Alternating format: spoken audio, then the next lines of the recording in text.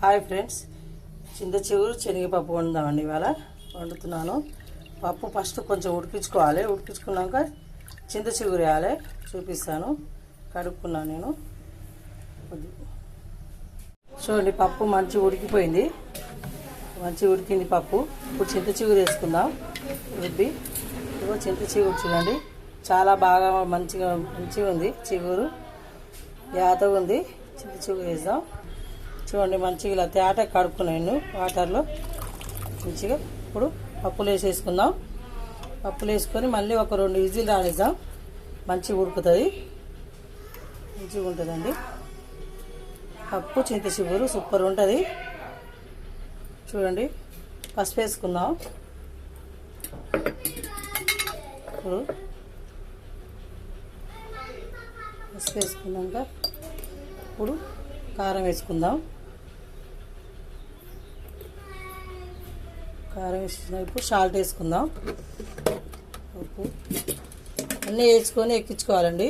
మంచిగా ఉడుకుతుంది. చూడండి, దొడ్డు ఉప్పు వేస్తున్నాను పప్పులో. ఇప్పుడు మళ్ళీ 3 విజిల్స్ రానిద్దాం. చూడండి, మంచిగా ఇలా మెత్తగా అయింది. మంచిగా కొంచెం వాటర్ పోసుకోవాలి. ఎందుకంటే మనం చింత చిగురు వేసిన వాటికి పులుపు అదే పులుపు ఉంటుంది. చింతపండు ఏం కదా, కొంచెం వాటర్ పోసుకొని మంచి కొద్దిగా మరగనియాలి. మళ్ళీ అప్పుడు తాలింపు వేసుకోవాలి. చాలా బాగుంటుంది.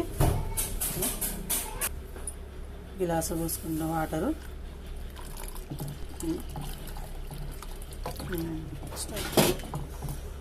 ఇప్పుడు పొయ్యి మీద పెట్టుకొని కొంచెం మరగనిద్దాం మళ్ళీ.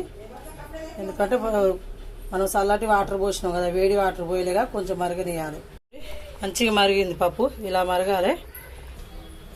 ఎక్కించిన గిన్నె ఇప్పుడు ఆయిల్ పోసేసుకుందాం. కొంచెం వేడి కావాలి ఆయిల్. ఇప్పుడు మిరపకాయలు వేసుకుందాం.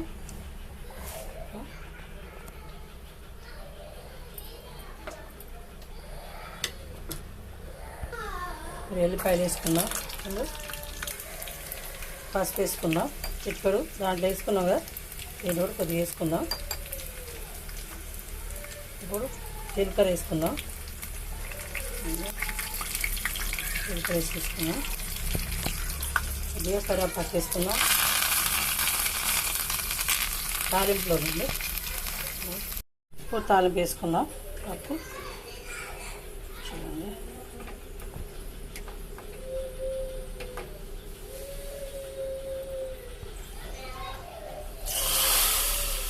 తాలింపు అయిపోయిందండి.